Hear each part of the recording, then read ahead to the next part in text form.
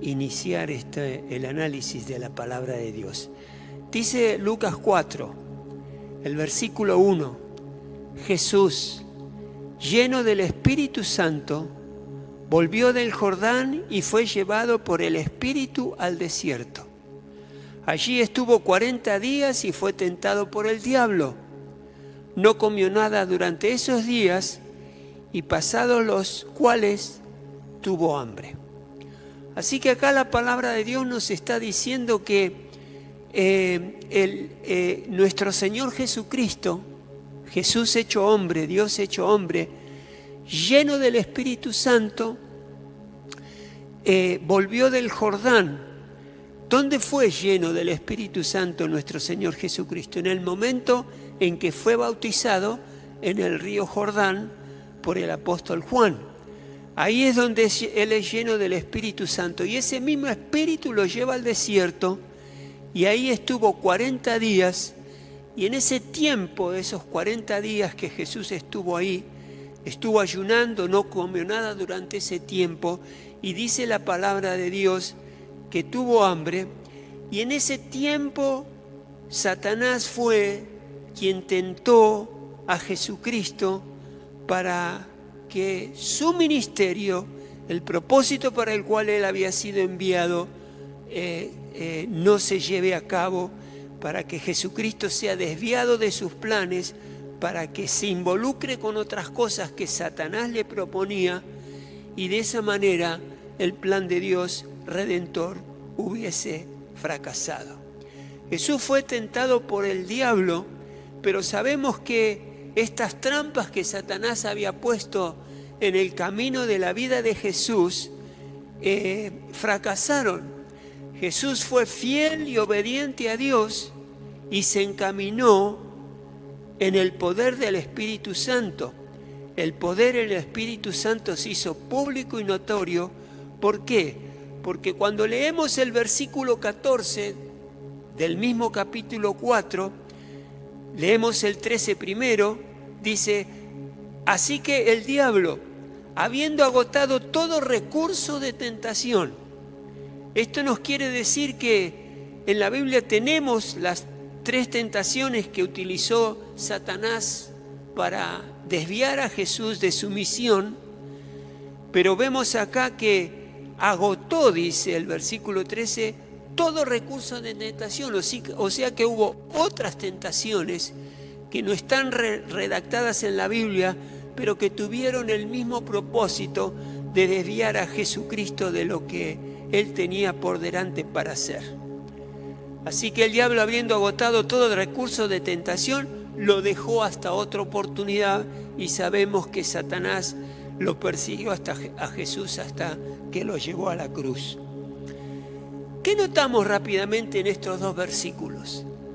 Acá vemos que a través del bautismo Dios se manifiesta en la vida de su Hijo Jesucristo, nuestro Señor, es lleno del Espíritu Santo, pero en el proceso en que Jesucristo está en el desierto, a la merced, por así decirlo, de Satanás, que lo tienta, Jesucristo está en oración, está en ayuno y sale victorioso porque se mantuvo obediente a su Padre, fue fiel a Dios, respondió utilizando la palabra de Dios, y esto hace entonces que cuando Él regresa a Galilea, al lugar que habitaba, lo hizo lleno del poder del Espíritu Santo. ¿Qué notamos en estos versículos? Que Jesús ingresó al desierto lleno del Espíritu Santo, pero cuando sale victorioso de ese tiempo de prueba, de ese tiempo de desierto, de ese tiempo de tentación, sale victorioso y triunfante, y esto hace que ahí se manifieste el poder del Espíritu Santo en su vida, iniciando el ministerio. ¿Qué sucedió entonces? Dice la palabra de Dios, el resultado de la presencia del poder del Espíritu en Él, dice en el 14, Jesús regresó a Galilea en el poder del Espíritu Santo y se extendió su fama por toda aquella región. Enseñaba en las sinagogas y todos lo admiraban. ¿Qué quiere decir esto? que Jesucristo se hizo famoso porque Él estaba sanando enfermos, restaurando vidas quebrantadas, llevando la palabra de Dios, que es el reino mismo de Dios, enseñando la palabra en la sinagoga, y la enseñaba con tanta autoridad que todos admiraban a Jesús. ¿Por qué? Porque el poder del Espíritu Santo estaba en Él. Los apóstoles reconocieron esto y Pedro dice en Hechos 10:38, me refiero a Jesús de Nazaret, cómo lo ungió Dios con el Espíritu Santo y con poder, y cómo anduvo haciendo Él el bien y sanando a todos los que estaban oprimidos por el diablo, porque Dios estaba con Él. O sea que acá vemos que el resultado de ese empoderamiento del Espíritu Santo en Cristo Jesús hizo que su misión, su trabajo, tenga éxito, y públicamente ese trabajo que Jesucristo estaba haciendo sea reconocido y admirado. Esteban es otro ejemplo de esto, del empoderamiento que viene del Espíritu Santo. Dice Hechos 6:8, Esteban, hombre lleno de la gracia y del poder de Dios, hacía grandes prodigios y señales milagrosas entre el pueblo. Señales, prodigios y señales milagrosas entre el pueblo. Miqueas es otro ejemplo, lleno del poder del Espíritu Santo, enfrentó a los profetas falsos y le echó en cara a Israel el delito y su pecado. Acá me gusta leer el versículo en Miqueas 3:8 porque hay una pequeña ampliación de lo que significa tener el poder del Espíritu Santo en uno. Dice, yo en cambio, dice Miqueas 3:8, yo en cambio estoy lleno del poder, lleno del Espíritu del Señor y lleno de justicia y de fuerza, para echarle en cara a Jacob su delito, para reprocharle a Israel su pecado. Aquí Miqueas fue empoderado, lleno de justicia y de fuerza, de valor, para poder declarar lo que el Espíritu Santo le estaba pidiendo que declare. Fue el poder de Dios que lo recibió por medio del Espíritu Santo, que lo lleva a ejecutar esta tarea. ¿Y cuál es la diferencia entre vivir y servir lleno del Espíritu Santo? Bueno, cuando uno hace una tarea determinada que Dios nos manda en el poder del Espíritu Santo y se sirve de esa manera, lo que uno hace es más productivo, es más efectivo, el impacto de lo hecho es mucho más fuerte, se encara la tarea con autoridad y con valor, como el ejemplo de Miqueas o Esteban, y ahí podemos ver cómo el plan de Dios en tu vida y en mi vida se va desarrollando de una manera significativa y poderosa. Jesús le dijo a los discípulos en Hechos 1:8, pero cuando venga el Espíritu Santo sobre ustedes, recibirán poder y serán mis testigos, tanto en Jerusalén como en toda Judea y Samaria y hasta los confines de la tierra. Este es un versículo muy conocido, pero acá vemos cómo ese poder reconoce Jesucristo, el poder que él había recibido a través del Espíritu Santo, Jesucristo hombre, y de esa manera él pide a sus discípulos que no avancen en la tarea que les había encomendado de ser testigos de Jesucristo hasta que ese poder venga sobre cada uno de ellos. La promesa del Espíritu Santo es para todos. Escúchame bien esto, es para todos. Es para vos y es para mí. Dice Hechos 2:39, en efecto, la promesa es para ustedes y para sus hijos y para todos los extranjeros, es decir, para todos aquellos a quienes el Señor nuestro Dios quiera llamar.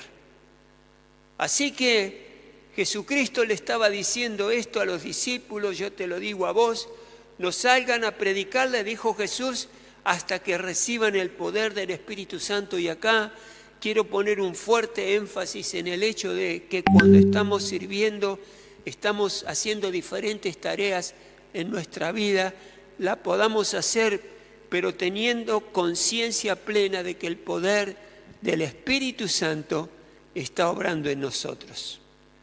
Un ejemplo más fue Pedro, que luego de recibir el empoderamiento del Espíritu Santo, predica unos pocos minutos aún, y la multitud que escuchó las buenas nuevas de Jesucristo se entregó a Jesús. El poder impartido por el Espíritu Santo te trae efectividad, productividad, eficacia, valor y buenos resultados. Y es ahí donde quiero poner el énfasis. Dios quiere empoderarte con el poder del Espíritu Santo para toda cosa que vayas a encarar. ¿Qué clase de poder es el que Jesús nos promete? ¿Qué clase de poder es ese que viene de parte de nuestro Dios, del Espíritu Santo? Es el poder del cielo y es el mismo poder que levantó a Cristo Jesús de entre los muertos. Cuidado, este poder no es para agrandarnos, para volvernos intocables o inalcanzables, para alimentar nuestro ego, para volvernos únicos, no. Es un poder para humillarse delante del Señor, para vencer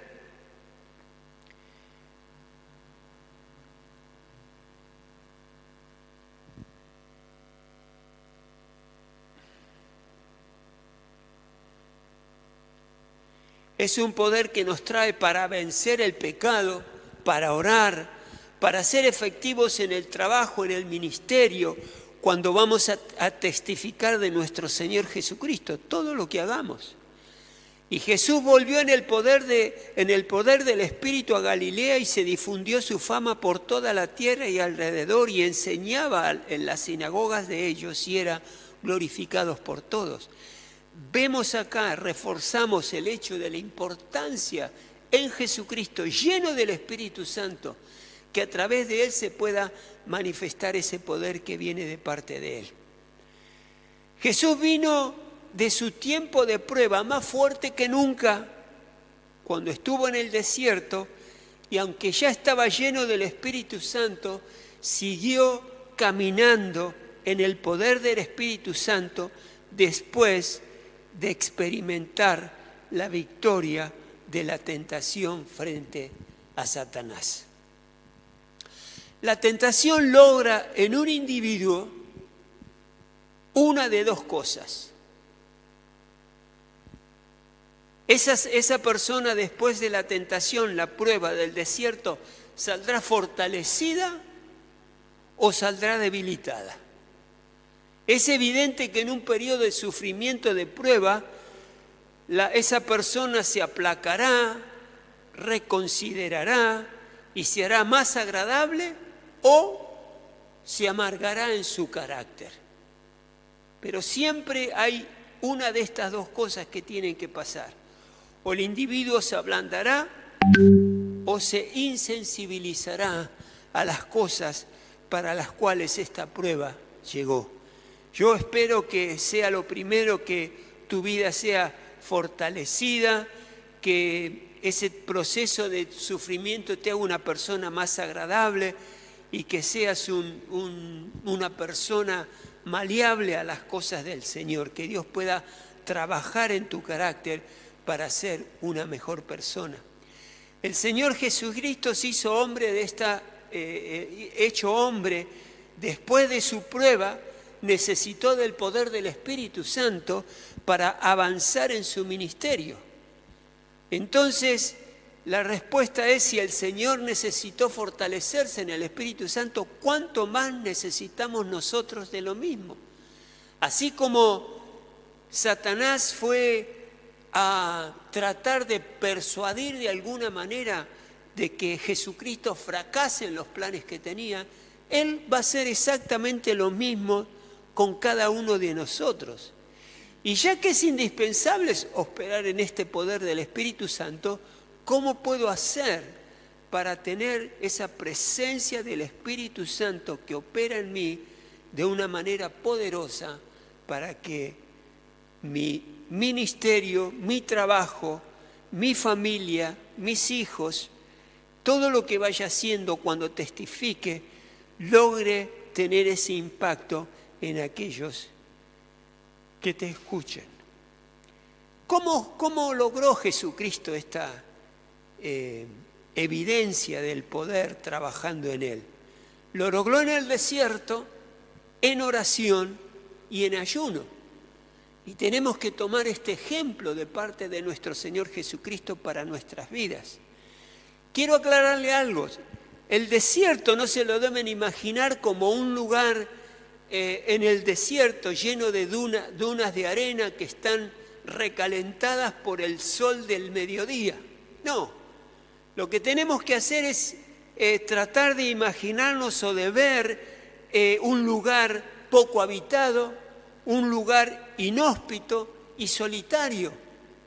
Es ahí donde Jesucristo se encontraba y es ahí donde muchas veces la prueba o la presencia de una tentación nos lleva a un lugar de soledad, de aislamiento, y en este lugar es donde nosotros podemos experimentar la tentación del diablo, pero salir victorioso a través de la obra del Espíritu Santo en nosotros. Todas las tentaciones que experimentó el Señor Jesucristo estaban orientadas a desorientarlos y alejarlos del camino de la misión para la cual Él había venido a la tierra. Y esto como hombre que era, hijo de hombre que era. Y el objetivo de Satanás era enredarlos con las cosas de la vida, conflictos, con ambiciones, con todas esas cosas que nos rodean a nosotros, de tal manera que lo pudiera sacar del camino de la cruz y llevarlo entonces a situaciones que nada tenían que ver con el propósito para el cual Dios lo había traído. Eso fue lo que anheló Satanás en contra de Jesucristo. Ahí el Señor nos dice, yo he venido. ¿Para qué ha venido? Nos dice en la palabra de Dios, en los evangelios, dice que vino a llamar a los pecadores, a salvar a los perdidos y a darle vida y a dar su vida como rescate por muchos. Y el hecho de resistir este embate del enemigo lo sacó triunfante, sale victorioso y su misión no fracasó. De otra manera no se podía haber llevado a cabo lo que Cristo vino a hacer. Pero notemos que mientras el desierto era un lugar vacío, Jesucristo estaba lleno del Espíritu Santo y de poder. Jesús se internó en el desierto y venció al diablo.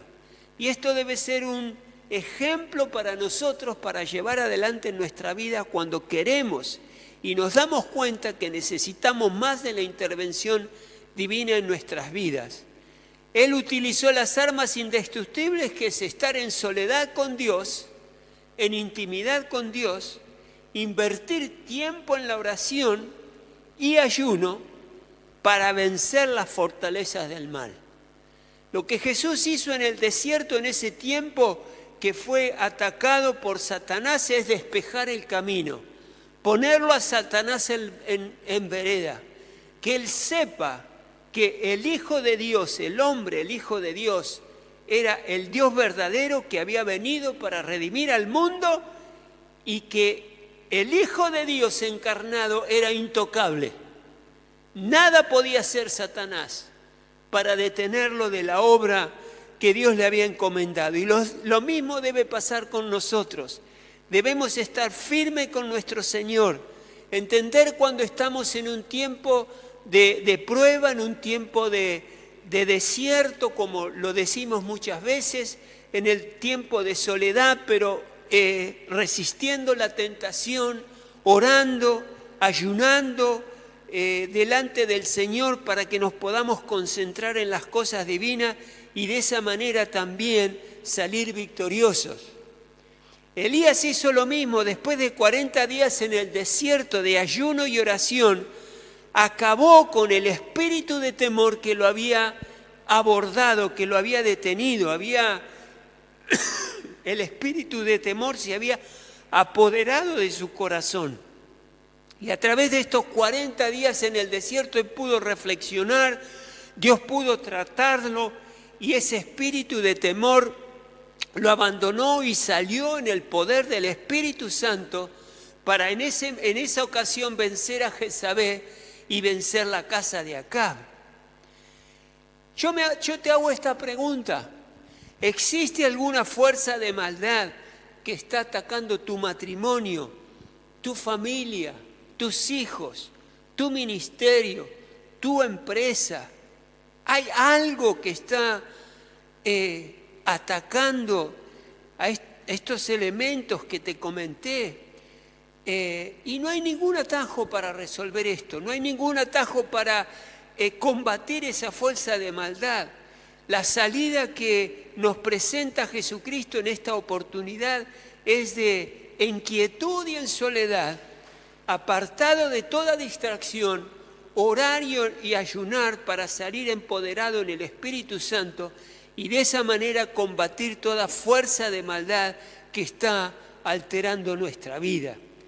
Hay muchos que quieren escaparse del desierto, le tienen miedo y bueno, por ahí uno racionalmente puede pensar quién quiere tener una prueba o una tentación, pero la realidad es que no nos debemos escapar, sino que debemos aprovechar ese tiempo donde Dios puede hacer un milagro en tu vida y en la mía.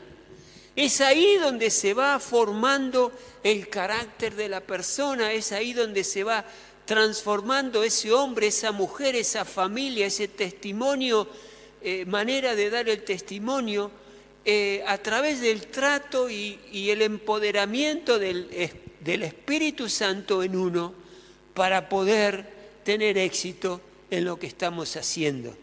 Es a través de Dios que se obtiene esto.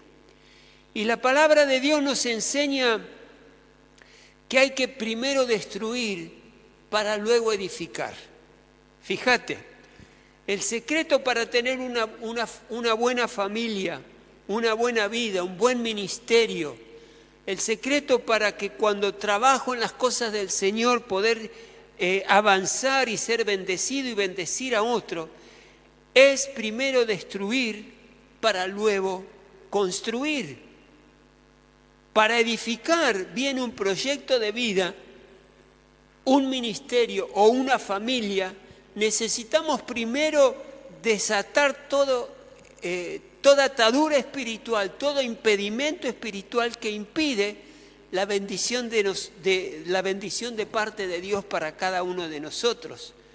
Necesitamos santificarnos primero en retiro de humillación, de oración y ayuno, como te estaba comentando. Al emprender un noviazgo, al cambiar de domicilio, ir a vivir en el mismo país a otro lugar o ir a un lugar nuevo, cambiar de trabajo, aceptar un trabajo que te están ofreciendo, iniciar un ministerio. Necesitamos primero retirarnos en soledad, orar y ayunar y consultar a Dios cuál es su voluntad para cualquiera de estas cosas que anhelamos hacer. Jesucristo, como te decía, en el desierto tuvo la oportunidad extraordinaria de poner a Satanás en vereda y que se enterara de que Jesucristo se iba a mantener firme en el plan que Dios le había propuesto, que Dios le había planteado delante de él para ejecutar. De la misma manera nosotros tenemos que evitar que Satanás se entrometa en nuestras decisiones. Por eso tenemos que ir a nuestro Señor y pedirle a Él que nos guíe y saber qué hacer. Muchas veces porque estamos viviendo en un país complicado como el nuestro, con todos los inconvenientes que tiene, lo primero que uno piensa es decir, bueno, me voy a vivir a otro lugar. Pero ¿será esa la voluntad del Señor? En una oportunidad nosotros, por la empresa donde estaba trabajando, tuvimos la opción de poder ir a trabajar en esa misma empresa, pero en otro país. Y esto generó en mi esposa, en nosotros, en nuestros hijos, una inquietud que la llevamos al Señor. Queríamos que Él nos diga si realmente este salto que era de progreso económico y por ahí en el ambiente donde íbamos a estar parecía algo interesante, pero no queríamos movernos, al menos que nuestro Dios nos diga si teníamos que tomar si yo tenía que tomar ese trabajo y mudarnos lejos de acá. Y fue un tiempo de mucha tensión, de mucha oración, de realmente buscar la voluntad de Dios, y Dios se manifestó. Realmente nuestro corazón estaba más en hacer la voluntad de Dios que en mudarnos de lugar para esta propuesta que parecía muy interesante. Tenemos que despejar el camino de toda suciedad y toda atadura, que Dios no nos confunda, que Dios no nos distraiga como trató hacer con Cristo Jesús. Y en lugar de que nos distraiga y que nos lleve por el camino incorrecto, salir de esa situación empoderado con el poder del Espíritu Santo para tener el éxito que queremos, y es hacer la voluntad de Dios. Jesucristo primero limpió el camino para encarar su ministerio. Este concepto de destruir primero y construir después está en la Biblia. Fíjense lo que dice 2 Corintios 10:4. Las armas con que luchamos no son del mundo, sino que tienen poder divino para derribar fortalezas. Jeremías 1:9 dice: luego extendió el Señor la mano y tocándome, escribe Jeremías, tocándome la boca me dijo: he puesto en tu boca mis palabras, mira que hoy te doy autoridad sobre naciones y reinos, para arrancar y para derribar, para destruir y demoler, para construir y plantar. Primero derribo, primero limpio el camino, luego construyo y planto. Pero fíjense esto, dice en el medio, al final del versículo 9, he puesto en tu boca mis palabras. Acá lo que Jeremías iba a hacer es que iba a arrancar y a destruir con la palabra de Dios y a construir y plantar con la palabra de Dios. No según su opinión, sino según lo que Dios había puesto en la boca del profeta.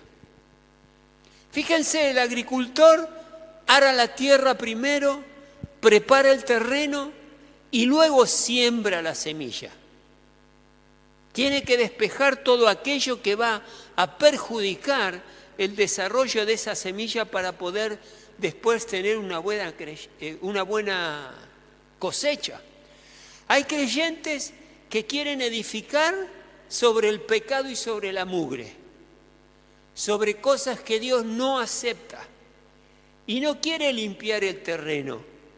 Hay hábitos y costumbres que deben ser erradicadas. Hay cuestiones que se han hecho que Dios no acepta, que las tenemos que despejar del camino para recibir la bendición. Cuando mi esposa y yo nos convertimos al Señor, y le doy gracias a Dios porque fue una hermosa conversión, porque realmente nuestras vidas cambiaron de una manera extraordinaria. No fue algo liviano, fue algo profundo que hizo en nuestros corazones, y le doy gracias a Dios por eso. Él nos fue guiando para limpiar nuestro pasado de pecados que habíamos cometido individualmente y como matrimonio, e inclusive como padres. Nosotros llegamos al Señor, ya estábamos casados y ya teníamos una hija cuando llegamos al Señor. Y reconocimos y nos dimos cuenta que también como padres habíamos cometido errores que teníamos que corregir, que teníamos que confesar a nuestro Dios. Hasta que no hubo una confesión y arrepentimiento delante de nuestro Dios, y también una confesión y arrepentimiento entre nosotros, el matrimonio, y con nuestra hija, nuestra vida espiritual entendimos que no podía avanzar. Teníamos que destruir aquello que nos afectó en el pasado, que nos podía seguir afectando en el presente, para luego edificar el hogar y la familia que Dios nos ha concedido. Y te comento algo más. El paso del tiempo no cierra las puertas que le abrimos al pecado, por donde Satanás puede entrar y salir, hacer de las suyas. Donde Dios nos quiere bendecir, la bendición entra pero sale porque no estamos a cuentas con Dios, y ahí no podemos avanzar. Y el paso del tiempo no cierra esas puertas.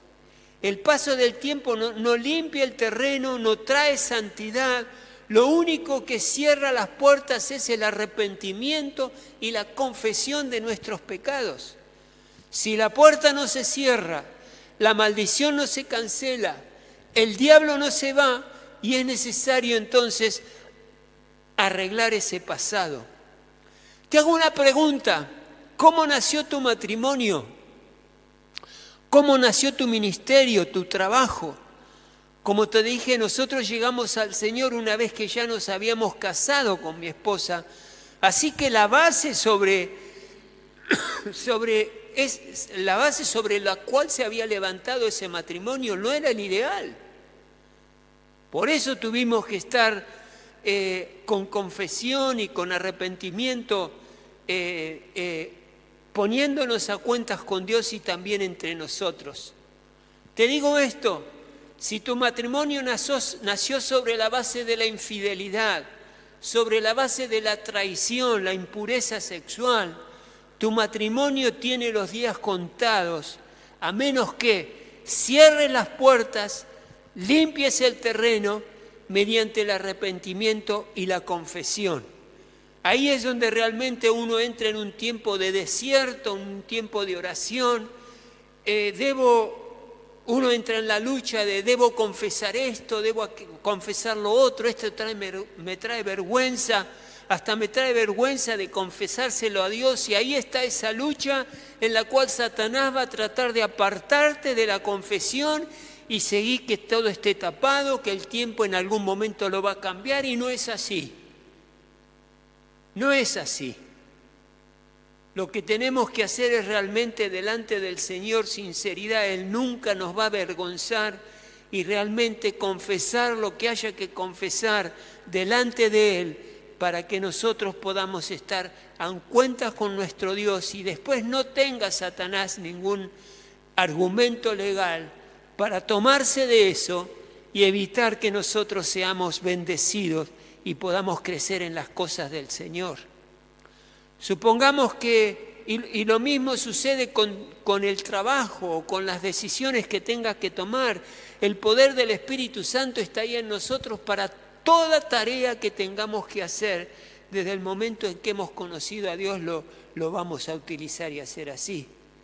Supongamos que tu matrimonio nació bien, pero con el paso del tiempo hubo situaciones de traición, infidelidad, cosas ocultas que no estaríamos abiertos a decírselas a Dios o a nuestra esposa, a nuestro esposo. Y así quedaron puertas abiertas.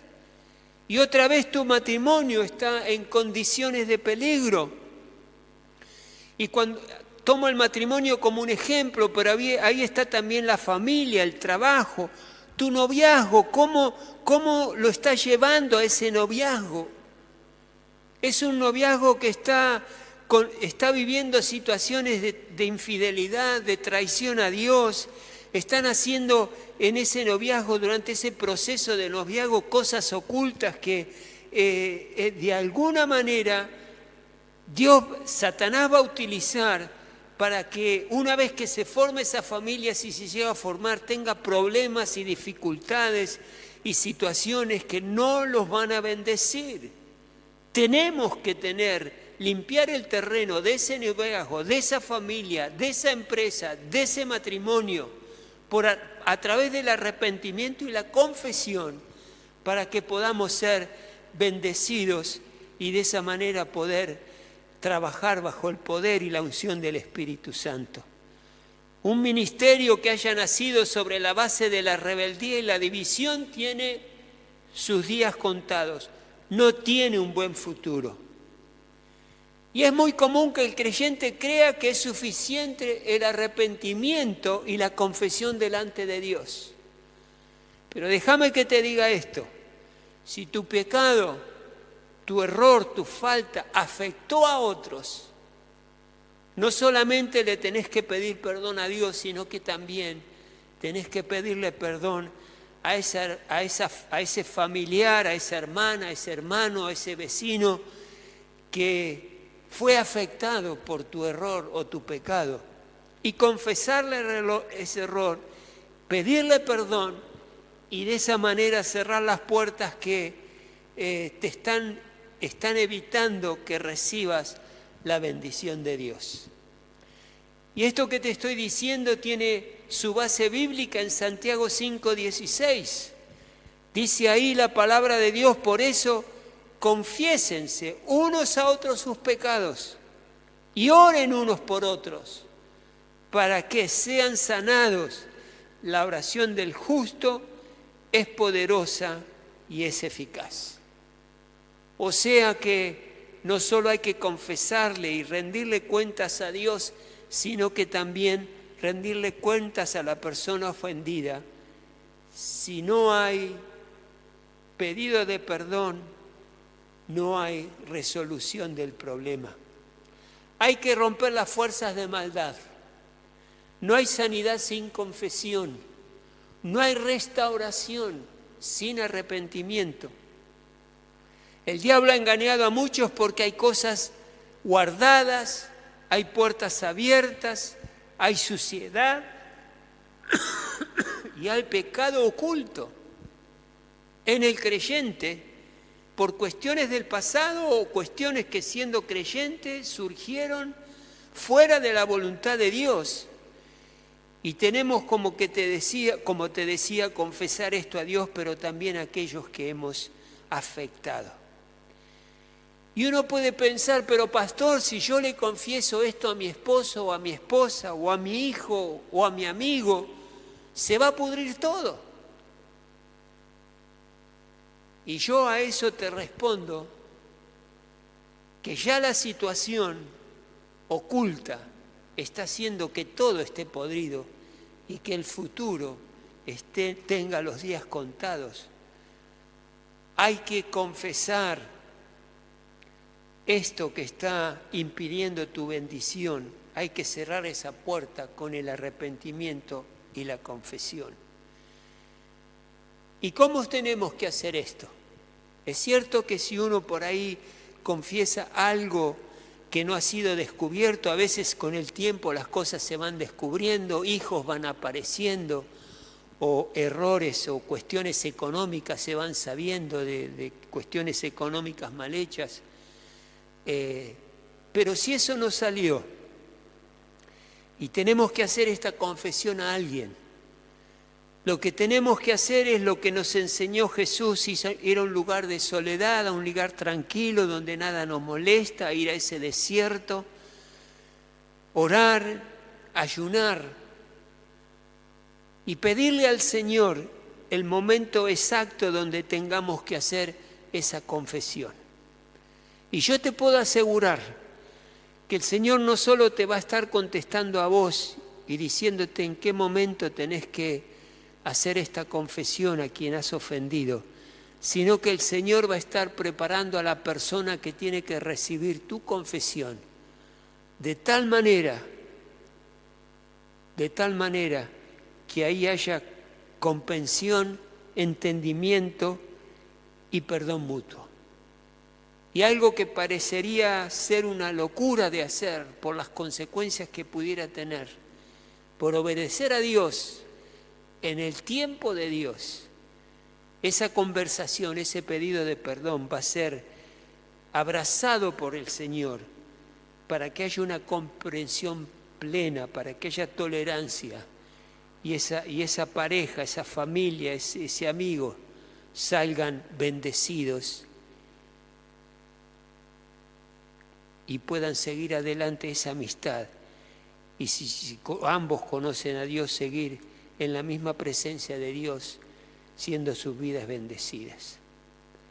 Así que hermano, hermana, que me estás escuchando, acá nuestro Señor Jesucristo nos está dando un ejemplo de vida, de conducta, que nos puede ayudar muchísimo, muchísimo, para no solo ser bendecidos por el Señor, sino que vivir en un ambiente de bendición y de armonía con aquellas personas que tenemos a nuestro alrededor.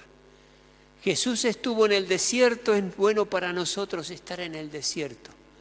Jesús oró y pidió dirección al cielo y Dios lo fortaleció. Y salió de ese desierto con el poder del Espíritu Santo para que todo lo que hacía iba a ser efectivo, iba a ser productivo, iba a cumplir el propósito de Dios en la vida de nuestro Señor Jesucristo. Y lo mismo va a ser en nuestra vida, lo mismo.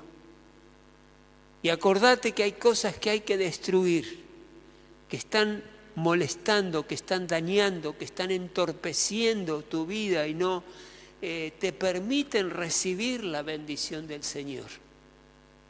Destruí todo eso. Te va a costar, va a ser difícil, pero orá, confía en lo que el Espíritu Santo te vaya diciendo. No le tengas miedo al desafío, porque vas a ser grandemente bendecido. Y corregí todo aquello que te aleja del Señor. Quítalo del camino, cambia malos hábitos. Seguí la voluntad de Dios, hacé lo que la palabra de Dios dice. Y vas a ser grandemente bendecido y prosperado. Cerrá tus ojos ahí donde estás. Cerrá tus ojos. Yo sé que el Señor te está desafiando con esta palabra. Y cada vez que Dios habla, Él espera una respuesta de parte nuestra, de acuerdo a lo que el Señor nos dijo. Así que cerrá tus ojos, hacelo en el nombre de Jesús para no distraerte. Y yo sé que tu corazón está inquieto, porque hay cosas que tenés que arreglar. No le tengas miedo a eso. Tenele miedo en el sentido de rechazar a Satanás. Rechazar todo pensamiento que se oponga a la palabra de Dios. Y confía en Él, que Él va a salir a defenderte. Cerrá ahí tus ojos.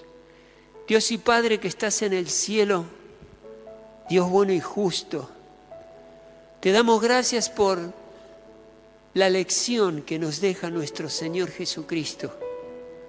La lección que nos dejas a través de Esteban también, de Miqueas, de Jeremías, del apóstol Pedro cuando predicó y muchos con atención escucharon y miles fueron salvados por la sangre de Jesús.